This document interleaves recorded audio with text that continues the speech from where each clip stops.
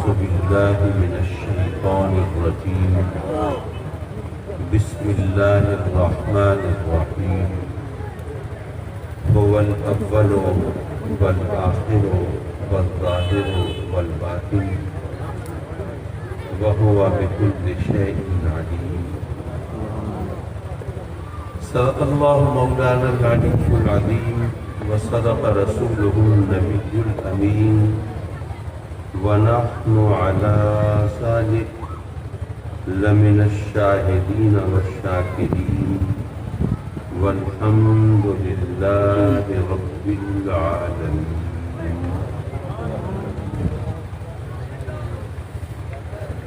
واجب التعظیم علماء کرام،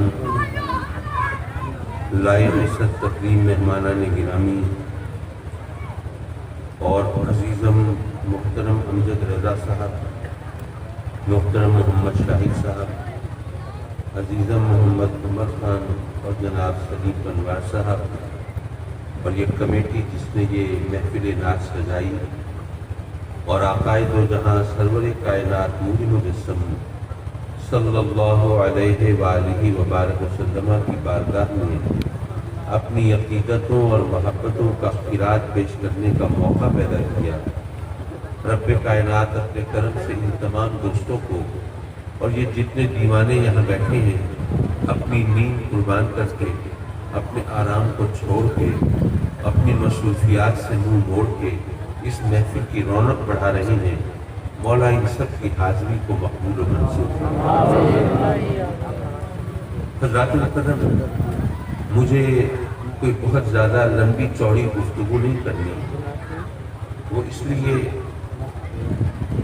کہ محفل نعت ہے اور محفل نعت میں خوش گلوئی ہوتی ہے، خوش آوازی ہوتی ہے، ترنم ریزی ہوتی ہے اور تغزل آفرینی ہوتی ہے، اور یہاں پر حرف و صوت کا ایک آہنگ ہوتا ہے، اور اس طرح ذوق کی تسکین کا سامان ہوتا ہے، اور سماعتیں بھی گویا خشک المنظر پیش کر رہی ہوتی ہیں.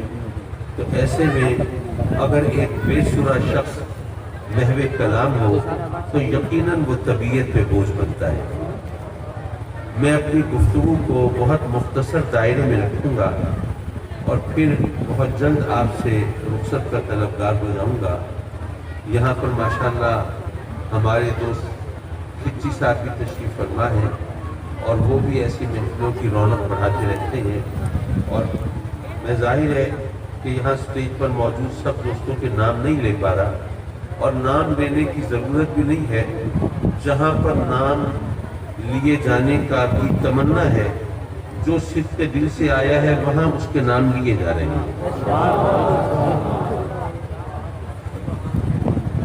حضرات محترم، شاعر نے کہا تھا کہ ان کی محفل کے آداب کچھ اور ہیں، لب کشائی کی جرت مناسب نہیں.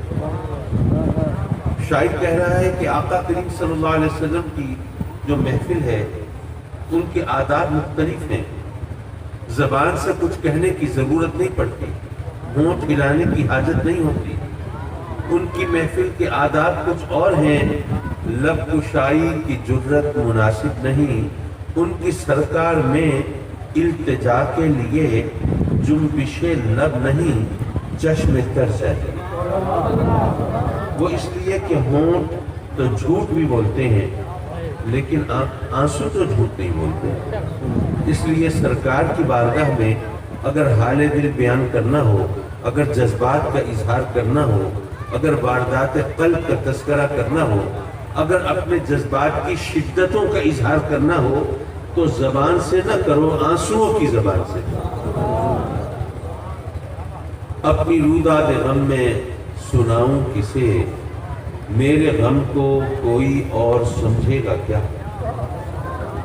شاعر کہہ رہا ہے کہ ہر ایک کے آگے دکھڑے نہیں ہو جاتے، اور ہر ایک کو زخم نہیں دکھائے جاتے، اور ہر ایک کے کندھے پہ آنسو سر رکھ کے آنسو نہیں بہائے جاتے. زخم اسی کو دکھائے جاتے ہیں جو مرہم رکھنے کا فن جانتا ہو، اور آنسو اسی کے سامنے بہائے جاتے ہیں جو آنسو پوچھنے کا ہنر جانتا ہو. اپنی روداد غم میں سناؤں کسے، میرے غم کو کوئی اور سمجھے گا کیا، جس کی خاک قدم بھی ہے خاک شفا، میرے زخموں کو وہ چارہ گر چاہیے۔ حضرات الکرام، خاک شفا کا قصہ تو آپ نے یقیناً سن رکھا ہوگا، لیکن میں ذرا اپنے سلسلہ کلام کے تسلسل کی خاطر میں اس کو دہراتا چلوں۔ میرے آقا کریم حضور علیہ السلام نے جب مکے سے مدینے کی طرف ہجرت کا ارادہ فرمایا تو کچھ صحابہ کرام کو آپ نے پہلے روانہ کر دیا۔ جب میرے آقا کریم ہجرت کر کے وہاں پہنچے تو دیکھا کہ جو صحابی پہلے ہجرت کر کے آئے ہوئے ہیں وہ بیمار ہیں، علیم ہیں، صاحب فراش ہیں۔ میرے آقا کریم نے پوچھا ان کو کیا ہوا؟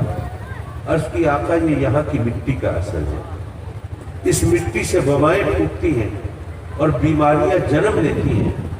میرے آقا کریم نے رب کی بارگاہ میں جھولی پھیلا دی اور ہاتھ اٹھا دیے اور عرض کی مولا اس مٹی سے بیماریاں پیدا ہوتی ہوں گی، پر اب تو میں یہاں پر آ گیا ہوں، میرے قدم اس سرزمین کو لگے ہیں نا، تو مولا ان کی لاج رکھ لے اور آج کے بعد سے غبار مدینہ کو خاک شفا بنا دے۔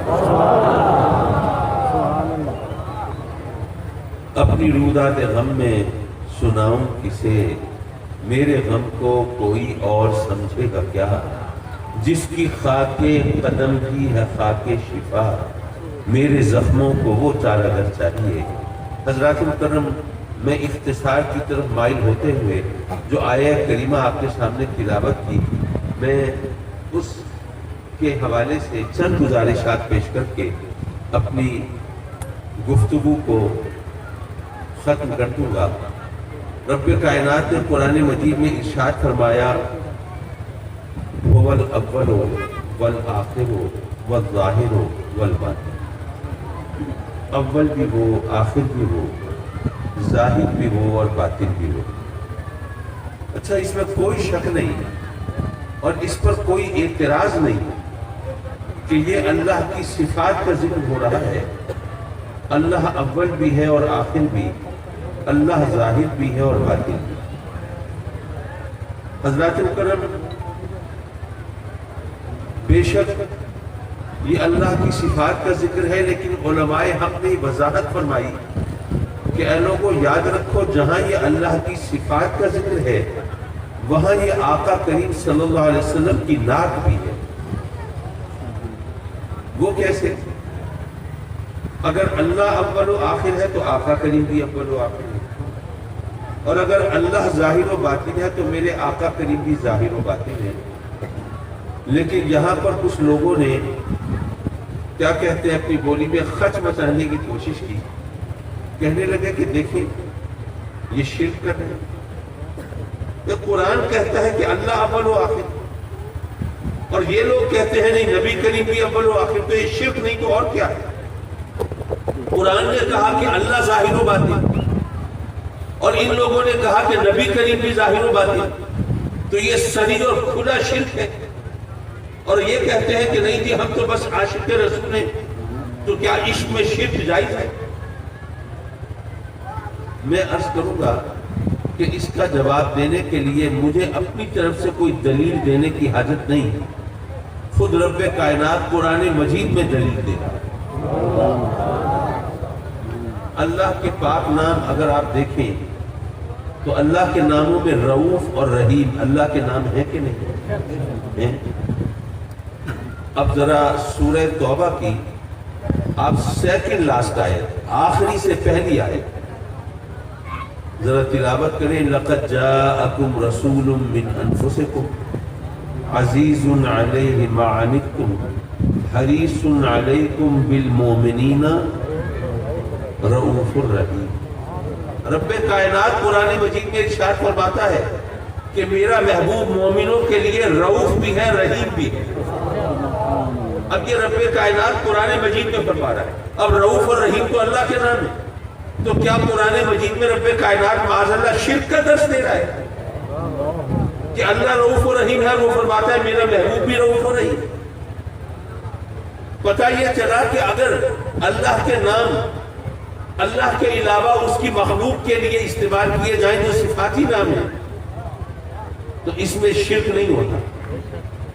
بلکہ میں ایک اور دلیل ایسی دوں کہ اس کے بعد بحث مباحثے کی گنجائش نہ رہے. میں آپ سے پوچھتا ہوں، آپ سب مومن ہیں کہ نہیں؟ مومن ہیں؟ کوئی شک شبہ تو نہیں؟ الحمدللہ، اللہ تعالیٰ سب کے ایمان کو سلامت رکھے. اب میں عرض کروں گا کہ جناب ہم سب مومن ہیں، اور دنیا میں اس وقت لاکھوں نہیں، کروڑوں نہیں، بلکہ اربوں مومن موجود ہیں. اب یہ سب مومن ہیں، اور رب کائنات نے قرآن مجید میں سورہ الحشر میں جب اپنے پاک نام گنوائے تو فرمایا المؤمن المہیمن العزیز الجبار المتکبر.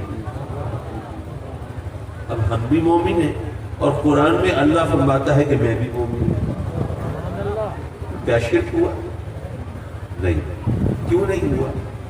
ارے شرک اس لیے نہیں ہوا کہ مومن ہم بھی ہیں اور مومن اللہ بھی ہے. فرق یہ ہے کہ اللہ کا مومن ہونا اس کی شان کے لائق ہے، اور ہمارا مومن ہونا ہماری حیثیت کے مطابق ہے. تو اگر اللہ بھی مومن ہو اور ہم لاکھوں کروڑوں اربوں لوگ بھی مومن ہو اور شرک نہ ہو، تو اگر اللہ بھی اول و آخر ہو اور آقا کریم بھی اول و آخر ہو تو شرک کیوں ہونے لگا؟ اچھا، ایک صاحب نے زیادہ ٹیکنیکل اعتراض کیا، کہنے لگے کہ یہ ٹھیک ہے آپ نے دلیل دی تو ہم نے مان لی کہ اللہ کے لیے جو نام استعمال ہوتے ہیں اس کے صفاتی نام، تو وہ اللہ کی مخلوق کے لیے بھی استعمال ہو سکتے ہیں، تو اس میں ہمیں کوئی اعتراض نہیں، ہم مانتے ہیں. لیکن ایک بات یہ ہے کہ اگر اللہ اول بھی ہے اللہ آخر بھی ہے، وہ تو اللہ ہے نا. وہاں پہ ہم لب کشائی کر نہیں سکتے، زبان کھول نہیں سکتے، اعتراض کر نہیں سکتے، باتیں بنا نہیں سکتے. وہ ہماری عقل سے ماورا، ہمارے خیال و گمان سے بالاتر، وہ ہمارا خالق و مالک، اس کے بارے میں تو ہم کچھ نہیں کہہ سکتے. اگر اس نے قرآن مجید میں کہا کہ وہ اول بھی آخر بھی ظاہر بھی باطن بھی، تو ہمیں ماننا ہی ہے، زمین نیاز کو خم کرنا ہی ہے، ہمیں تسلیم کرنا ہے. لیکن اگر آپ کہتے ہیں کہ نبی کریم بھی اول بھی ہے اور آخر بھی، تو پہلے یہ بتائیے کہ جو اول ہو وہ آخر ہو کیسے سکتا ہے؟ اول اور آخر تو ایک دوسرے کی ضدیں ہیں نا. آپ سوچیے آپ کے علاقے میں اگر کوئی ہائی اسکول ہے تو اس میں جس نے سب سے پہلے میٹرک پاس کیا وہ کوئی اور ہوگا، اور جو سب سے آخر میں کرے گا وہ کوئی اور ہوگا. آپ کے اس علاقے میں سب سے پہلے محفل میلاد کرانے والا کوئی اور ہوگا، سب سے آخر میں کرانے والا کوئی اور ہوگا.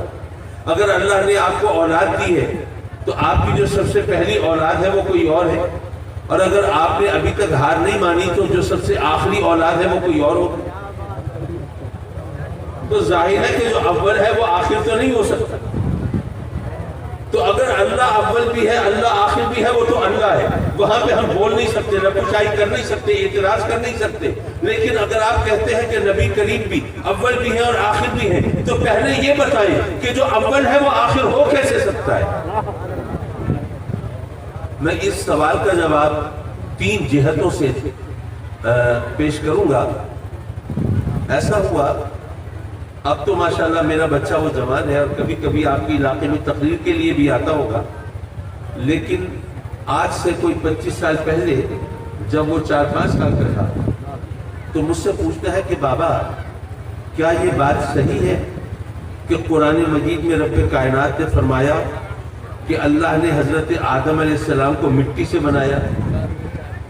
میں نے کہا ہاں بیٹے بالکل درست ہے، قرآن مجید میں کئی جگہ رب کائنات نے بات ارشاد فرمائی. اچھا، پہلے تو وہ ذرا خاموش ہو گیا جیسے یہ جواب اس کی توقع کے خلاف ہے.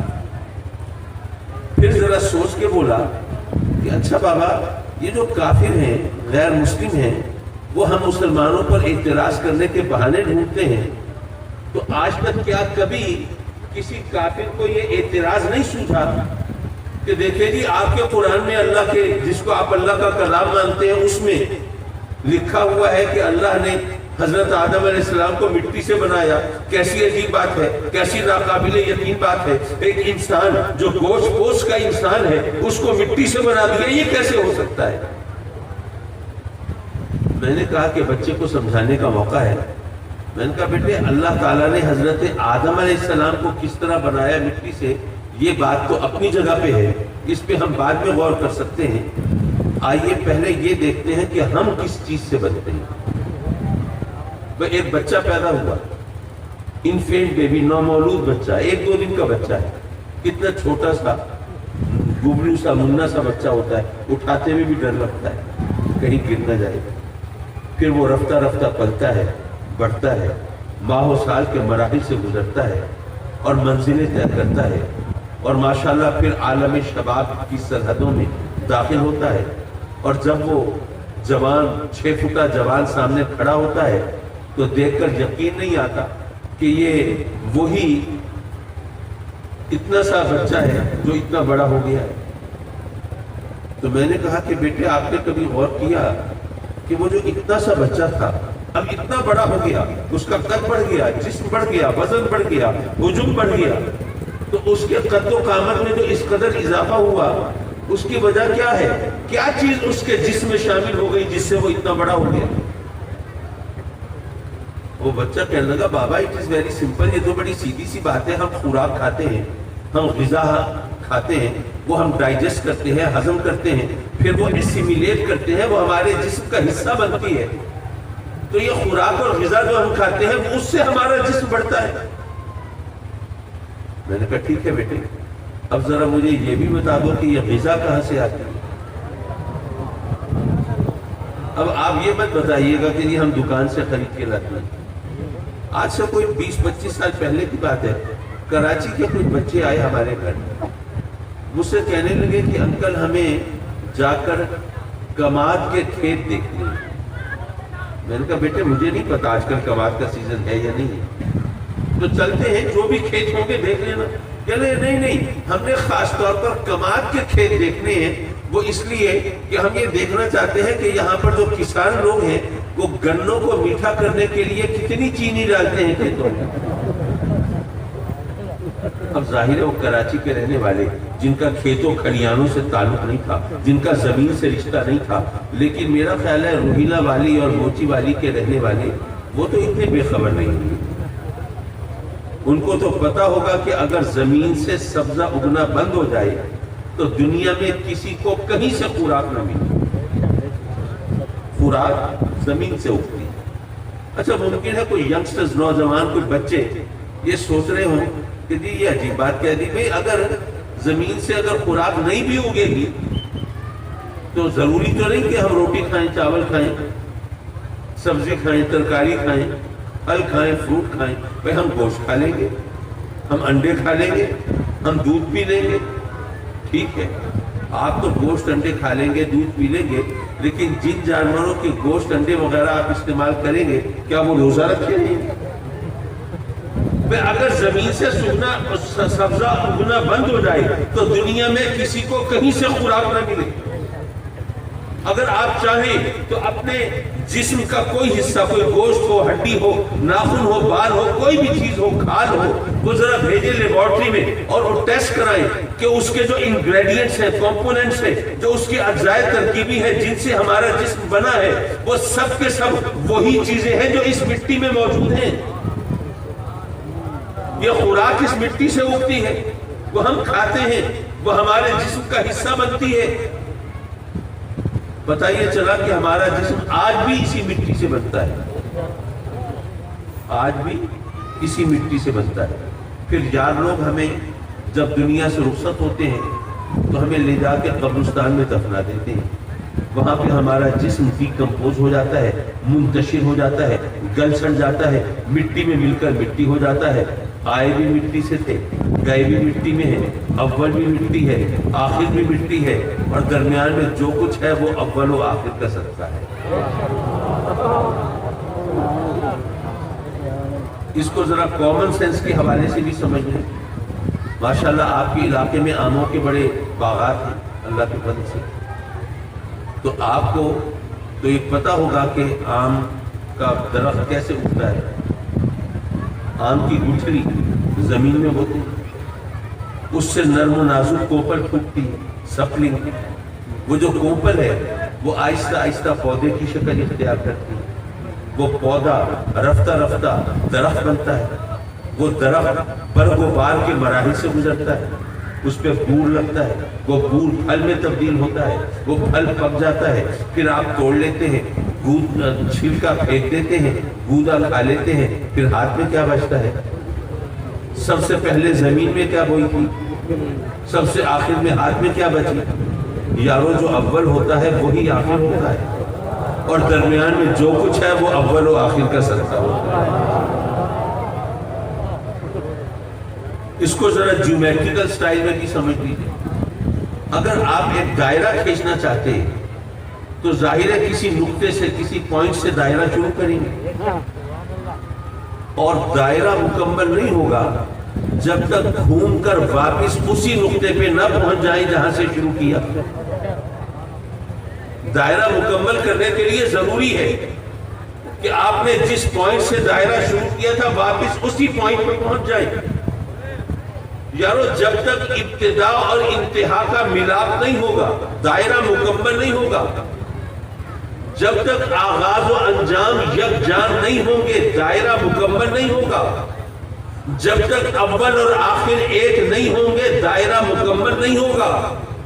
اسی لیے میرے آقا کریم صلی اللہ علیہ وسلم نے فرمایا کہ انا اولہم خلقا و آخرہم بعثا، بے شک میری بعثت سب سے بعد میں ہوئی لیکن تخلیق تو سب سے پہلے ہوئی ہے نا۔ کنت نبیا وآدم بین الماء والطین، ارے میں تو اس وقت بھی نبی تھا جب آدم پانی اور مٹی کے درمیان تھے، اور کنت نبیا وآدم بین الروح والجسد، جب آدم جسم و روح کے درمیان تھے میں اس وقت بھی نبی تھا۔ یارو چونکہ رب کائنات نے نبوت کا دائرہ میرے نبی کی ذات سے مکمل کرنا تھا، اس لیے اول بھی ان کو بنایا ہے اور آخر بھی ان کو بنایا ہے۔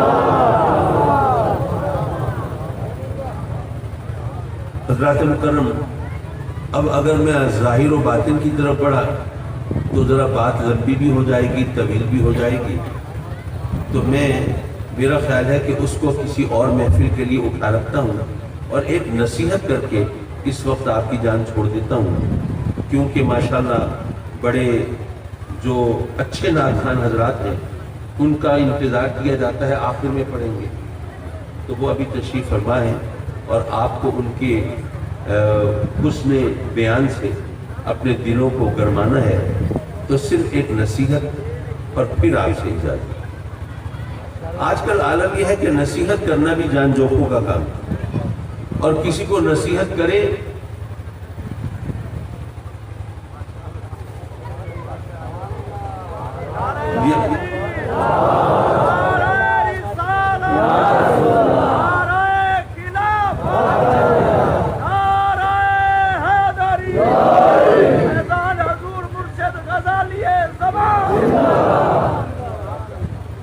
دوست کہہ رہے ہیں کہ ٹائم کی آپ فکر نہ کریں اور آغاز وہ اس کو بھی مکمل کر دیں، تو چلیے میں کوشش کرتا ہوں کہ زیادہ ڈیٹیل میں نہ جاؤں اور اس بات کو انجام تک پہنچا دوں۔ یار دوستوں کے سامنے جب اول و آخر کی توجیہ اور توضیح کی تو کہنے لگے کہ اچھا قادری صاحب یہ اول اور آخر تو کسی طرح کھول کے پلا دیا آپ نے، لیکن یہ بتائیں ظاہر و باطن کا کیا کریں گے؟ کہ ظاہر بھی آقا کریم اور باطن بھی، تو ظاہر اور باطن بھی تو ایک دوسرے کی ضدیں ہیں، یہ کیسے اکٹھی ہو سکتی ہے؟ جو ظاہر بھی ہو باطن بھی ہو، جو کھلا بھی ہو وہ چھپا بھی ہو، جو عیاں بھی ہو وہ نہاں بھی ہو، یہ کیسے ممکن ہے؟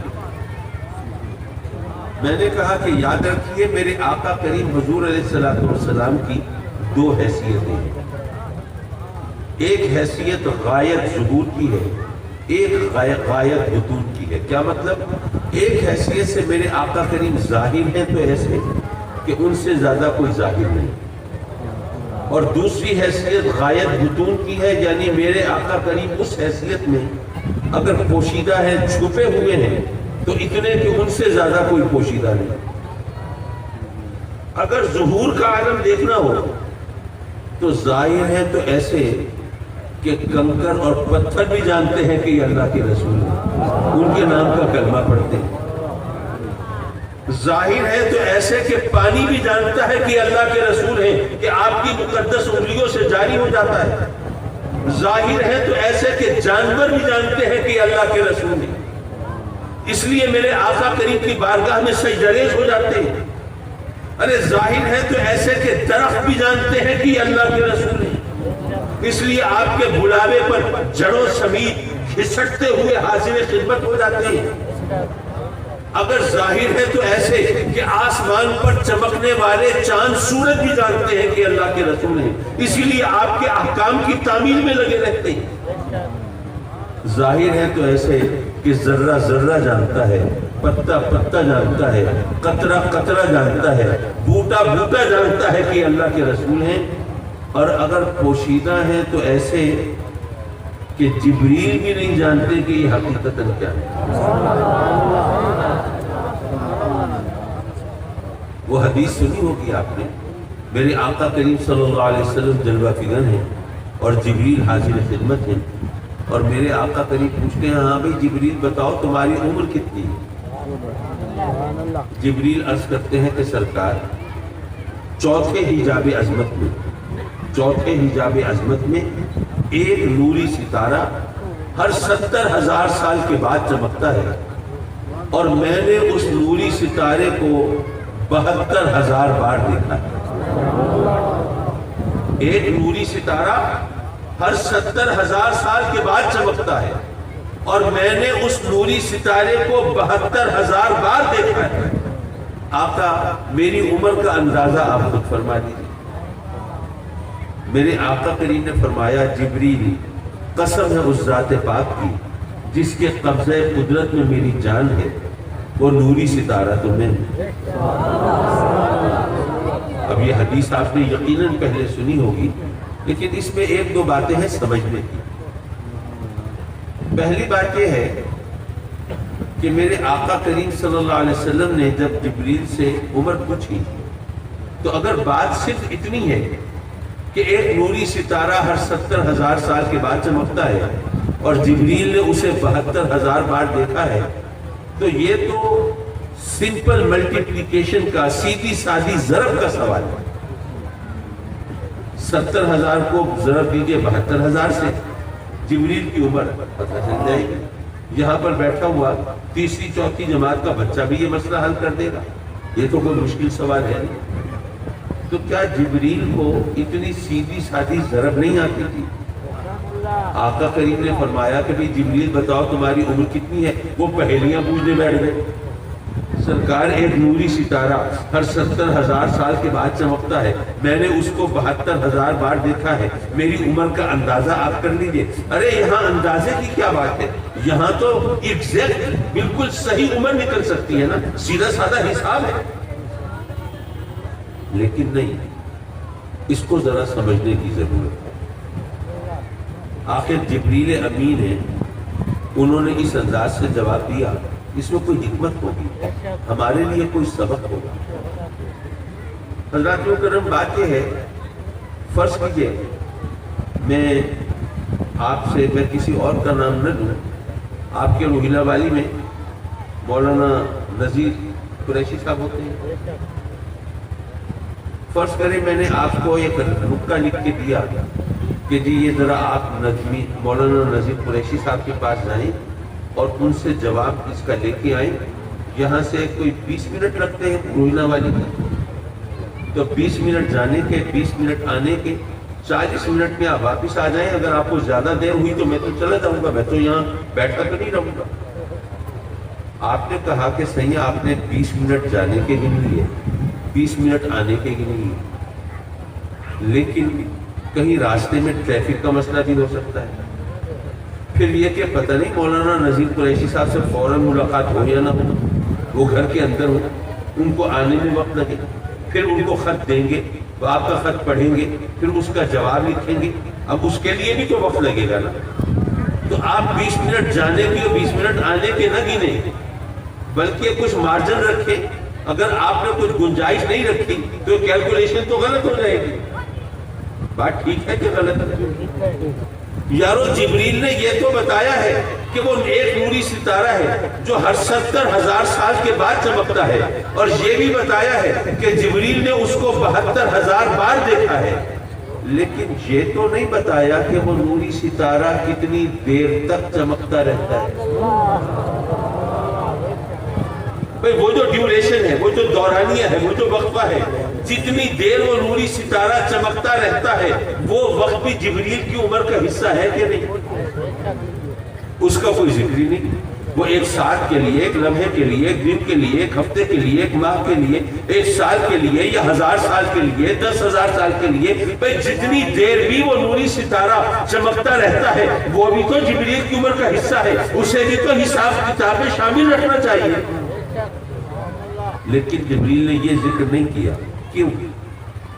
جبریل نے دراصل یہ بتایا ہے کہ آقا آپ مجھ سے میری عمر پوچھ رہے ہیں تو میں یہ تو بتا سکتا ہوں کہ ایک نوری ستارہ ہر 70,000 سال کے بعد چمکتا ہے، اور یہ بھی بتا سکتا ہوں کہ میں نے اسے 72,000 بار دیکھا ہے، لیکن آقا عمر اس لیے نہیں بتا سکتا کہ جب وہ نوری ستارہ چمکتا ہے تو میری نظریں جب اس کی نورانی کرنوں میں الجھتی ہیں تو آقا پھر مجھے وقت گزرنے کا احساس نہیں رہتا، پھر وقت کا دھارا بہتا رہتا ہے اور زمانہ گزرتا رہتا ہے اور ماہ و سال بدلتے رہتے ہیں اور دن رات بیتتے رہتے ہیں اور مجھے وقت گزرنے کا پتہ نہیں چلتا۔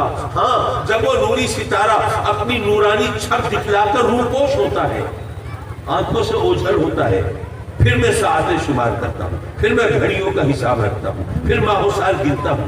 جب 70,000 سال پورے ہوتے ہیں پھر وہ نوری ستارہ طلوع ہوتا ہے اور میں پھر اس کے دیدار میں محو ہو جاتا ہوں۔ پھر کتنا وقت گزر جاتا ہے مجھے پتہ نہیں چلتا۔ اس لیے سرکار میں تو صرف اتنا بتا سکتا ہوں کہ وہ نوری ستارہ جو ہر 70,000 سال کے بعد چمکتا ہے، میں نے اسے 72,000 بار دیکھا ہے۔ میری عمر کا اندازہ آپ خود فرمائیں۔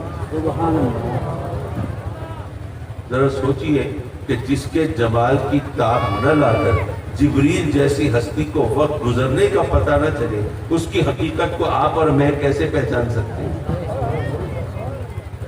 اور پھر میرے آقا کریم نے فرمایا کس کو؟ وہ ہستی جو سرکار کی امت میں عارف الناس ہے، جو سب سے زیادہ واقف شان محمدی ہے، اور جو سب سے بڑھ کر آشنائے مقام مصطفی ہے۔ میرے آقا کریم فرماتے ہیں یا ابا بکرین لم یعرفنی حقیقتا غیر ربی، اے ابو بکر تم نے میرے ساتھ زندگی گزاری ہے، میرے بچپن کو دیکھا ہے، لڑکپن کو دیکھا ہے، جوانی کو دیکھا ہے، کہولت کو دیکھا ہے، 40 برس میرے ساتھ بتائے ہیں۔ اے ابو بکر تم نے میرے صبح و شام کو دیکھا ہے، تم نے میرے ماہ و سال کو دیکھا ہے، میری سیرت کو دیکھا ہے، کردار کو دیکھا ہے، عادات کو دیکھا ہے، اطوار کو دیکھا ہے، میرے ظاہر کو دیکھا ہے، اور اپنی بساط کے مطابق میرے باطن کو بھی دیکھا ہے، میری بشریت کو دیکھا ہے اور اپنی طاقت کے مطابق میری نورانیت کو بھی دیکھا ہے۔ لیکن اے صدیق اس غلط فہمی کا شکار مت ہو جانا کہ تم میری حقیقت کو پہچان گئے۔ ارے نہیں، میری حقیقت کو میرے رب کے سوا کوئی نہیں جانتا۔ حضرات مکرم، اور اگر آپ غور فرمائیں تو محبت کی غیرت کا تقاضا بھی ہے۔ بھئی دیکھیے، فرض کیجئے آپ کا کوئی محبوب ہے، اب ظاہر ہے کہ جو آپ کا محبوب ہے اس سے آپ کی الفت ہے، آپ کی چاہت ہے، سب کچھ ہے، لیکن آپ کی یہ خواہش ضرور ہوگی کہ آپ کا محبوب جس طرح آپ سے ملتا ہے اس طرح کسی اور سے نہ ملے، اس بے تکلفی سے، اس وارفتگی سے، اس گرم جوشی سے، جس طرح وہ آپ سے ملتا ہے اس طرح کسی اور سے نہ ملے۔ وہ گفتگو کرے گا، محو کلام ہوگا، گونگا تو نہیں ہوگا، لیکن جیسی باتیں آپ سے کرتا ہے ویسی کسی اور سے نہ کرے۔ وہ ہنسے گا، مسکرائے گا، ظاہر ہے وہ خوش مزاج ہوگا، کوئی سڑیل مزاج تو نہیں ہوگا، لیکن اس کے تبسم میں جو کیفیت آپ کے لیے ہے وہ آپ کے لیے خاص ہو، اس میں کوئی دوسرا شریک نہ ہو۔ یارو جب آپ کی غیرت کے گوارا نہیں کرتی کہ آپ کے محبوب کے حسن کے جو جلوے آپ کے لیے خاص ہیں اور جو ادائیں آپ کے لیے خاص ہیں ان سے کوئی دوسرا بھی آشنا ہو، تو پھر رب کیسے گوارا کرتا ہے کہ اس کے محبوب کے جو جلوے اس کے لیے ہیں ان سے کوئی دوسرا بھی آشنا ہو؟ نہیں، لم یعرفنی حقیقتا غیر ربی، اے ابو بکر میری حقیقت کو میرے رب کے سوا کوئی نہیں جانتا۔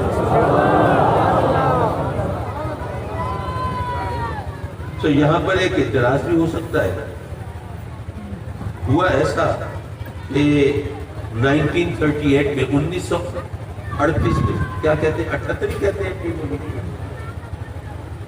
اب یہ پاکستان بننے سے پہلے کی بات ہے، یہاں پر ملتان میں انگریز ڈپٹی کمشنر تھا، اس نے جیسے آج کل بین المسالک ہم آہنگی، بین المذاہب ہم آہنگی، انٹرفیتھ ہارمنی وغیرہ کے وہ جلسے ہوتے ہیں، میٹنگز ہوتی ہیں، کوششیں ہوتی ہیں، اسی طرح اس وقت بھی ضرورت تھی، تو اس نے ایک بہت بڑا جلسہ کرایا جس میں تمام مسالک اور مذاہب کے لوگوں کو دعوت دی گئی۔ دیوبندی حضرات کی نمائندگی کے لیے وہ عطاء اللہ شاہ بخاری کے استاد حبیب الرحمن لدھیانوی کو بلایا، اور اہل سنت کی نمائندگی کے لیے میرے والد گرامی کی عمر اس وقت تقریباً 23-24 برس تھی، لیکن پھر بھی نظر انتخاب ان پہ پڑی اس کم سنی کے باوجود، اور سب سے آخر میں دعوت خطاب بھی انہی کو دی گئی، اور انہوں نے تقریباً 2.5 گھنٹے اس موضوع پہ خطاب کیا کہ آقا کریم صلی اللہ علیہ وسلم کی حقیقت کو اللہ کے سوا کوئی نہیں جانتا۔ وہ علم کا ایک بحر ناپیدا کنار تھا اور فیض کا دریا موجیں مارتا تھا، اور سارا مجمع سپیل باؤنڈ، انگشت بدندہ سحر زدہ بیٹھتا ہے۔ اب جب حبیب الرحمن لدھیانوی نے یہ رنگ دیکھا تو بھنگ ڈالنے کے لیے اٹھ کھڑا ہوا، مائک پہ آ کے کہتا ہے کہ اے لوگوں، تم نے اس نوجوانوں کی تقریر سنی، اس کی باتیں سنی، اس کی دلیلیں سنی، دیکھا کیسا عالم ہے اور کیسا نکتہ داں ہے اور کیسی باریک باتیں کرتا ہے، لیکن افسوس اس تمام علم و فضل کے باوجود یہ تو گمراہ ہو گیا۔ دیکھو کہتا ہے کہ اللہ کی حقیقت، آقا کریم کی حقیقت کو اللہ کے سوا کوئی نہیں جانتا۔ اے لوگوں، اگر نبی کریم کو کوئی اللہ کے سوا اور جانتا نہیں تو پھر مومن کون ہے؟ اس نے تو سب کے ایمان کا انکار کر دیا، کسی کو نہیں بخشا، ہر ایک کو رگڑا لگا دیا۔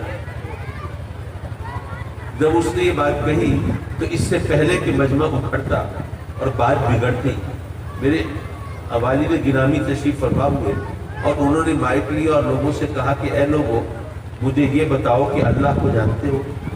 کیسا ہے، شکل کیسی ہے، صورت کیسی ہے، نقش و نگار کیسے ہے، لب و رخسار کیسے ہے، رنگ روپ کیسا ہے، جسامت کیسی ہے، ماہیت کیسی ہے، کیفیت کیسی ہے، کچھ جانتے ہو؟ نہیں۔ فرمایا کہ نہیں جانتے، اس کے باوجود مومن ہو کہ نہیں؟ فرمایا کہ اس بیچارے یتیم العقل سے اتنا پوچھو کہ اللہ اور اس کے رسول کو جاننے کا نام ایمان ہے یا ماننے کا نام ایمان ہے؟ فرمایا کہ اگر جاننے کی شرط لگا دو تو جبریل بھی مومن نہیں ہو سکتے، صدیق بھی مومن نہیں ہو سکتے، ارے ان کو جاننے کا نہیں ماننے کا نام ایمان ہے۔ اچھا، وہ جو بات تھی وہ تو وہی رہی، لیکن یہاں پہ ماشاءاللہ علماء تشریف فرمائے، ممکن ہے کہ کسی کے ذہن میں ایک خلیش پیدا ہو، یہ عقل اور علم کا وہی کام ہوتا ہے جو مکھی کا ہوتا ہے، سارا جسم صاف ستھرا ہو لیکن ایک جگہ چھوٹا سا زخم ہو تو مکھی سارے صاف ستھرے جسم کو چھوڑ کے زخم پہ آ کے بیٹھے۔ اسی طرح یہ عقل کا کام ہے کہ تمام بات سمجھ میں آنے والی ہو، سارا بیان سیدھا سادہ ہو، لیکن ایک جگہ ذرا اعتراض کی گنجائش ہو تو عقل وہی متوجہ ہوتی۔ ممکن ہے آپ کے ذہن میں خلیش ہو، آپ کہیں کہ قاضی صاحب آپ کے والد صاحب نے ایک بات کہی اور آپ نے اس کو دہرائی اور وہ آپ نے لوگوں سے دادی سمیٹی بابا کرا لی کہ اللہ رسول کو جاننے کا نہیں ماننے کا نام ایمان ہے، لیکن ہمیں یہ بتائیے کہ یہ بات اپنی جگہ پر کہ آقا کریم کی حقیقت کو ہم جان سکتے ہیں یا نہیں جان سکتے، یہ بحث اپنی جگہ پر، لیکن یہ بتائیے کہ آقا کریم صلی اللہ علیہ وسلم کو ہم کچھ نہ کچھ تو جانتے ہیں نا؟ بھئی ہماری اپنی حیثیت کے مطابق، اپنی عقل کے مطابق، اپنی رسائی کے مطابق ہم جانتے تو ہیں نا، چاہے حقیقت نہ جانتے ہو، لیکن جو کچھ ہم جانتے ہیں اس جاننے کا نام ایمان ہونا چاہیے یا نہیں؟ لیکن آپ کے والد نے تو سیدھی سادھی بات کہہ دی کہ اللہ رسول کو جاننے کا نام ایمان ہے ہی نہیں، ماننے کا نام ایمان ہے۔ یہ بات تو صحیح نہیں بھائی، ہم حقیقت نہ جان سکتے ہو لیکن جتنا جان سکتے ہیں اس جاننے کا نام تو ایمان ہونا چاہیے۔ میں عرض کروں گا کہ یہاں بھی ہماری عقل ٹھوکر کھا رہی ہے۔ اس اعتراض کا جواب تو قرآن مجید میں رب کائنات نے عطا فرمایا ہے۔ رب کائنات نے فرمایا اے محبوب یہ جو یہودی اور نصرانی ہیں ان کی کتابوں میں تیری نشانیاں موجود ہیں، ان کے نبیوں نے جو کچھ تیرے بارے میں بتایا وہ ان کے عالم، ان کے راہب، ان کے روایا وہ سب جانتے ہیں، انہوں نے پڑھا ہے اور انہوں نے وہ تمام نشانیاں تیری ذات میں دیکھ لی ہیں، پرکھتی ہیں، ان کو اچھی طرح پتہ چل گیا ہے کہ تو ہی وہ نبی آخر الزمان ہے جن کا ذکر ان کی کتابوں میں آیا ہے۔ یہ تجھے اچھی طرح جان گئے ہیں، پہچان گئے ہیں، یہ تجھے جانتے ہیں اور اس طرح جانتے ہیں جس طرح اپنے بیٹوں کو جانتے ہیں، کما یعرفون ابناءہم۔ اے محبوب یہ یہودی اور نصرانی یہ تجھے جانتے تو ہیں لیکن مانتے نہیں ہیں، اس لیے مومن نہیں ہے۔ پتہ یہ چلا کہ اللہ اور اس کے رسول کو جاننے کا نہیں ماننے کا نام ایمان ہے۔ اگر جاننے کا نام ایمان ہوتا تو وہ یہودی، وہ نصرانی اور ان کے عالم وہ پھر مومن ہوتے نا، لیکن نہیں، اللہ اور اس کے رسول کو جاننے کا نہیں ماننے کا نام ایمان ہے۔ حضرات مکرم، ہم نہیں جانتے کہ رب کائنات نے اپنے محبوب کو کیا شان عطا فرمائی ہے، کس مقام سے نوازا ہے، لیکن مولا ہم کیڑے بھی نہیں نکالتے، ہم اعتراض بھی نہیں کرتے، ہم باتیں بھی نہیں بتاتے، ہم سر تسلیم کو خم کرتے ہیں اور جبین نیاز کو جھکاتے ہیں اور تیری بارگاہ میں عرض کرتے ہیں کہ مولا ہماری یہ اوقات نہیں ہے کہ ہم جان سکیں تو نے اپنے محبوب کو کیسا بنایا ہے، یہ تو جانے، تیرا محبوب جانے، ہمیں درمیان میں ٹانگ اڑانے کی ضرورت نہیں ہے، ہم جانتے تو نہیں لیکن مانتے تو ہیں۔ تو نے اپنے محبوب علیہ السلام کو جو بھی شان عطا فرمائی ہے مولا ہمیں مانتے ہیں۔ ایک واقعہ مختصر سا اور پھر آپ سے اجازت، اس میں ایک نصیحت کا پہلو بھی ہے۔ کہتے ہیں کہ لکھنؤ کے ایک نواب صاحب تھے، ان کو عملی مذاق کرنے کا بڑا شوق تھا، پریکٹیکل جو عملی مذاق۔ ایک تو ہوتا ہے نا زبانی کلامی، کوئی لطیفہ سنا دیا، کوئی فقرہ کس دیا، ایک ہوتا ہے جیسے اپریل فول کے اندر بنانے میں لوگ عام طور پر عملی طور پر مذاق کرتے ہیں۔ میں ماشاءاللہ اس وقت کوئی اپریل فول کی حمایت نہیں کر رہا، صرف آپ کو سمجھانے کے لیے کہہ رہا ہوں۔ حضرات مکرم، ان کو چونکہ عملی مذاق کرنے کا بہت شوق تھا اور پھر یہ بھی خیال تھا کہ ہر شخص یہ مذاق سہ نہیں سکتا، تو اب کیا کریں؟ تو انہوں نے اپنے پاس ایک خادم رکھ لیا تھا تنخواہ پہ، جس سے وہ اپنا یہ ذوق پورا کر لیتے، عملی مذاق پورا کر لیتے۔ اب اس غریب کو جو تنخواہ مل رہی ہے وہ سہ لیتا تھا، برداشت کر لیتا تھا۔ اب ایک دن نواب صاحب کو بیٹھے بیٹھے خیال آیا کہ اللہ نے مجھے اتنا دیا ہے، سب ہر چیز سے نوازا ہے، لیکن میں نے حج نہیں کیا، چلو حج کرنے چلتے ہیں۔ پھر سوچا کہ حج کرنے تو جا رہا ہوں، لیکن وہاں اس سفر میں اگر میں نے کسی کے ساتھ وہ زبان کھجلی مٹانے کے لیے کوئی عملی مذاق کر لیا تو پتہ نہیں کیا ہو، تو اب کیا کروں؟ پھر خیال آیا کرنا کیا ہے، اپنے اس خادم کو ساتھ لے چلو۔ وہاں پہ اس طرح بھڑاس نکلتی رہے گی۔ اپنے اس خادم کو بلایا، چلو بھائی چلتے ہیں حج کرنے۔ اب ظاہر ہے کہ آپ کو پتہ ہے حج کتنا مہنگا، اور ایک غریب آدمی، اور خاص طور پر اس وقت آج سے 100-150 سال پہلے، اس وقت تو ایک غریب آدمی آنسو ہی بہا سکتا تھا، تمنائیں کر سکتا تھا، اظہار محبت کر سکتا تھا، جانے کا تصور نہیں تھا۔ جب اس غریب کو پتہ چلا کہ نواب صاحب مجھے اپنے ساتھ حج پہ لے کے جا رہے ہیں تو اس نے تو وہیں پہ ان کا شکر ادا کیا، پاؤں پکڑے اور ہاتھ جوڑے، جناب یہ آپ کی غریب نوازی ہے، بندہ پروری ہے، آپ بڑے لکھپال ہیں، میں ساری زندگی آپ کا احسان نہیں بھولوں گا۔ اب جناب چل پڑے حج کرنے، شروع میں نواب صاحب نے سوچا کہ وہ حج کرنے جا رہے ہیں تو ذرا تھوڑا سا کنٹرول رکھنا چاہیے، ایسا نہ ہو کہ حج کا ثواب غلط ہو جائے، تو انہوں نے کوئی جوک ووک نہیں کی۔ اب حج کرنے کے بعد آقا کریم کی بارگاہ میں مدینے میں حاضری کا مرحلہ آیا، تو وہاں پہ بھی انہوں نے ذرا صبر اور حوصلے سے کام لیا کہ بھئی ابھی بھی اب تو آقا کریم کی بارگاہ میں جا رہے ہیں، یہاں تو زیادہ ادب اور احترام کی ضرورت ہے، تو وہاں پر بھی انہوں نے ذرا کنٹرول رکھا۔ جب آقا کریم صلی اللہ علیہ وسلم کی بارگاہ میں حاضری ہو گئی اور جس طرح طریقہ ہے وہ 40 نمازیں پڑھنے پر یہ وہ سب کچھ کر کے اب وہاں سے رخصت کا مرحلہ آیا، تو اب سوچا کہ بھئی اب تو حج بھی کر لیا، سرکار کی بارگاہ میں حاضری بھی ہو گئی، اب تو واپسی کا سفر ہے، تو چلو اب تو ذرا تھوڑی سی کھجلی مٹا لی جائے۔ تو انہوں نے ترکیب سوچی، ایک پرچی لکھ کے اپنے ہاتھ میں رکھ لی اور اپنے اس خادم کو بلایا، ہاں بھئی ماشاءاللہ حج ہو گیا، آقا کریم کی بارگاہ میں حاضری ہو گئی۔ اس نے کہا صحیح، آپ کا کرم، میں تو زندگی بھر سوچ بھی نہیں سکتا تھا یہاں حاضری کا، آپ نے مہربانی کی۔ کہا اچھا ٹھیک ہے الحمدللہ، چلو حاضری ہو گئی، تو آقا کریم کی بارگاہ میں حاضری ہوئی، کچھ ملا یہاں سے تمہیں؟ اس نے کہا جی ہمارے یہاں سے خالی کون جا سکتا ہے، ضرور ملا ہوگا، یہ کوئی کہنے کی بات ہے۔ اس نے پوچھا نواب نے کہ اچھا کیا ملا؟ اس خادم نے کہا صحیح، میری یہ اوقات اور حیثیت تو نہیں ہے کہ میں سرکار کے کرم کو ناپ سکوں، کیا ملا، لیکن میرا ایمان ہے سرکار کی طرف سے ضرور کرم ہوا ہوگا۔ تو نواب صاحب نے وہ سوچی سمجھی اسکیم کے تحت وہ ہاتھ کھولا اور پرچی بڑھائی، دیکھو بھائی مجھے تو یہ پرچی ملی ہے، میں جاننا چاہتا تھا تمہیں بھی کچھ ملا ہے کہ نہیں۔ اب وہ جو خادم تھا وہ بڑا حیران، یہ پرچی آپ کو آقا کریم کی بارگاہ سے ملی؟ کہا ہاں اسی لیے تو پوچھ رہا ہوں بار بار تم سے۔ کہا اچھا مجھے دکھائیے ذرا۔ اب ظاہر ہے نواب صاحب نے تو ڈرامہ رچایا ہی اس لیے تھا، وہ پرچی دے دی اس کے ہاتھ میں۔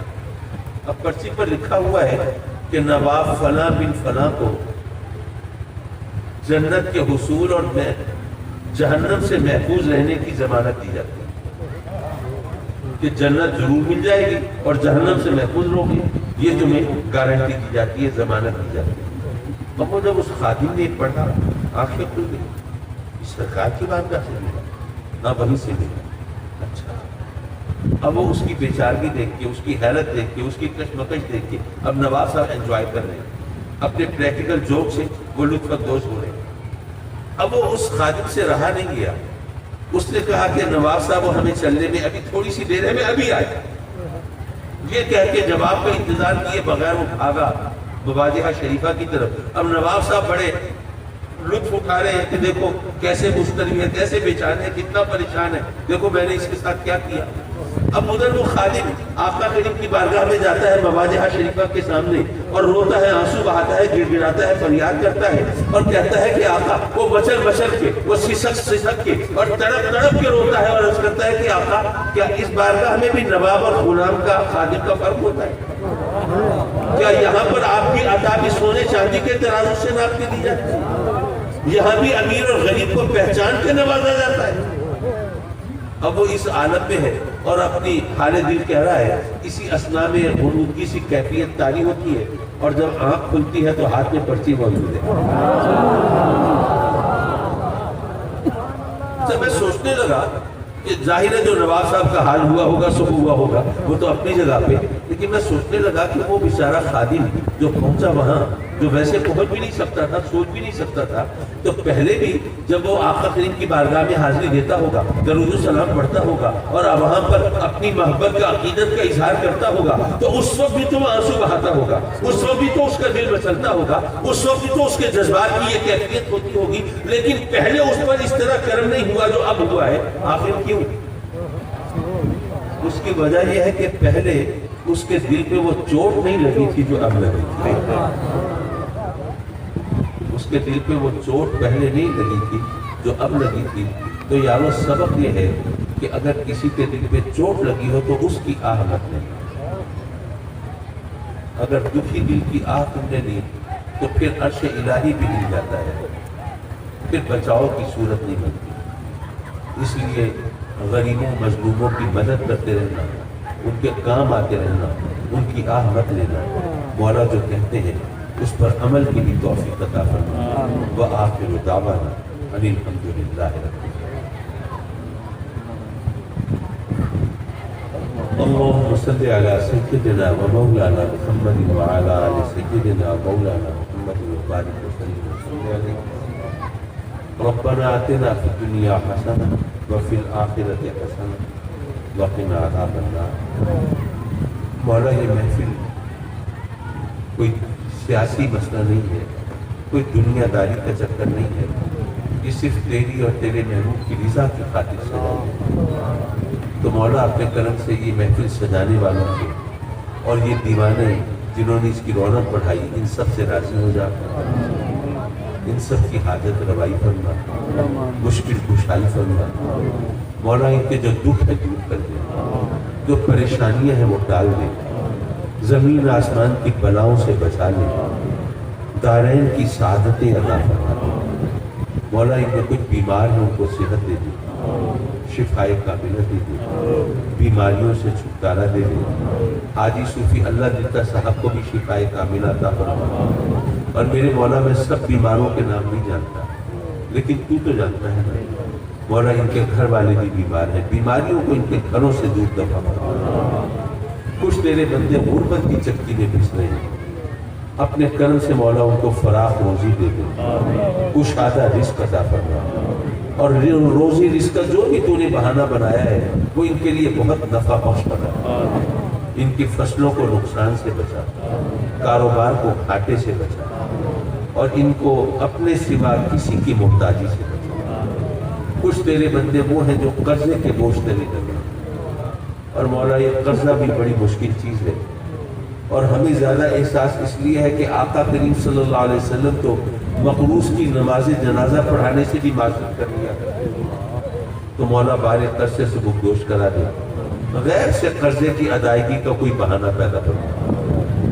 کچھ تیرے بندے اولاد سے محروم، نہ جانے کب سے آنسو بہا کے جھولیاں پھیلا کے تیری بارگاہ میں التجائیں کرتے ہیں، ان کی دعائیں قبول فرما لے، زندگی والی اولاد دے دے، خوش نصیب اولاد دے دے، اور جن کو اولاد دی ہے مولا انہیں اولاد کے دکھ سے بچا لے، ہمارے بچوں کو ہمارے خوابوں کی تعبیر بنا دے، ہمارے لیے عزت و راحت کا سامان بنا دے۔ اور آج کل تقریباً ہر گھر کی کہانی ہے، جوان بچیاں بیٹھی ہیں، اچھے رشتوں کا کال پڑ گیا ہے، میرے مولا یہ بوجھ بھی تو نے اپنے کرم سے ہمارے قدموں پہ ڈالا، تو بحسن و خوبی مولا اپنے فضل سے اس سے سبک دوش بھی کرا دی۔ ہمارے بچے بچیاں اپنے گھروں میں آباد ہوں میرے مولا، ان کی بہاریں دیکھنا نصیب فرما، ہمیں اپنے سجدوں کی لذت دے دے، اپنی عبادت کا ذوق دے دے، اپنے احکام کی تعمیل کی توفیق دے دے۔ مولا ہم تیری بارگاہ میں دعائیں بھی مانگتے ہیں تو بس دنیا مانگ کے بس کر دیتے ہیں، مولا ہمیں اس دنیا میں بھی عزت عطا فرما، اور آخرت کی بھی رسوائی سے بچا میرے مولا، اور وہاں پر جو تیری بے شمار بے حساب نعمتیں ہیں مولا ان میں سے کچھ ہمارا بھی مقدر بنا دے، اور اپنے کرم سے ہمیں صراط مستقیم پر چلا دے۔ آمین آمین آمین یا رب العالمین، وصلی اللہ تعالی علی خیر خلقہ ونور عرشہ محمد وآلہ وصحبہ اجمعین، آمین برحمتک۔ حضرات مکرم، آپ جانتے ہیں محفل